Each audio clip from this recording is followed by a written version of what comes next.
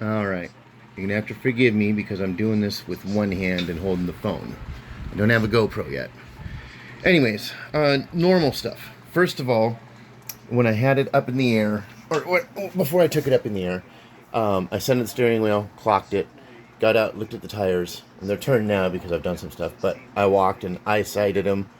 I could say that maybe this one was one thread. It could be taking one thread in. I've done enough tie rods to know.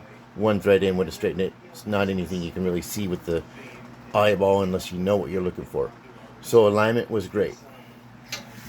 Next, sway bar, end links, no slop, no movement. I mean stout. Okay, control arms. These go from the frame to the axle, which holds up your wheels and stuff. Again, these, no roll, no movement. I'm trying to hold this as best I can. You just take it on faith. There's no movement in this.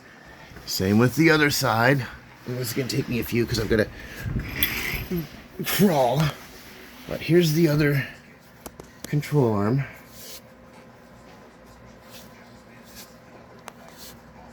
No roll, no movement. Bushings, look, I can get my eyeballs on the bushings and they're not torn and they're not, there's not any cracks that are running anywhere near where it would be. And link on this side, stout, sway bar, stout, shocks, sitting in properly. Sometimes, you know, these things can get kicked out a little bit. These are sitting in properly over here. Sitting in good. Over here the springs are. Shocks are bolted in. Fully extended because I've got it on stands right now. Nothing broken there. Checked the wheel bearing for play. Came in. Checked the U-joints.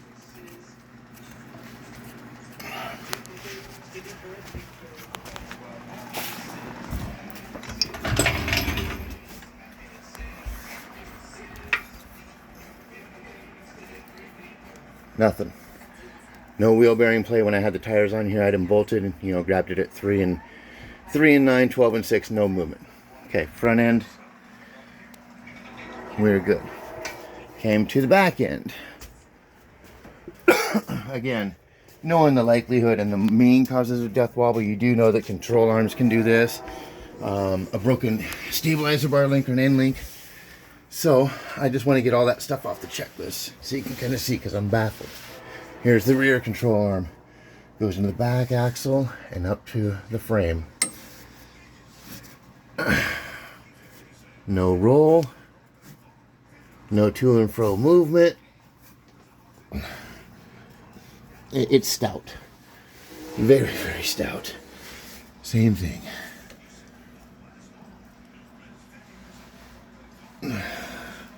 Stout. Rear track bar.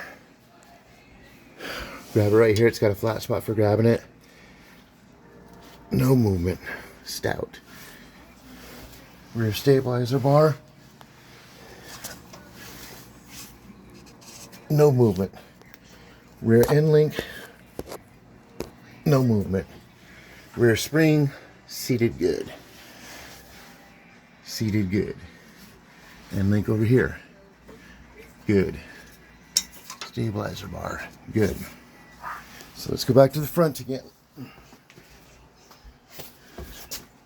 Because I just, like I said, I could go to a Jeep person that might go through 3 or 4 of these in a lifetime just because they wheel more.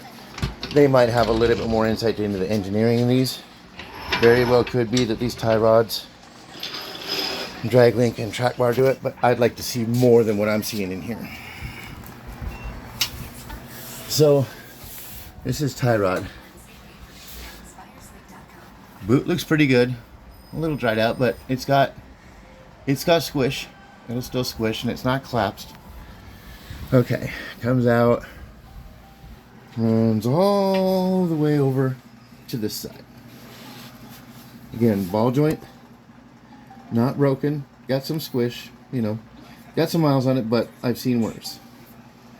So now you've got From Pitman arm, tie rod end here that goes in. Boot's good here. Everything's connected.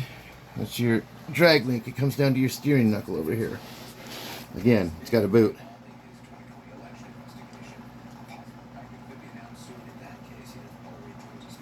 There.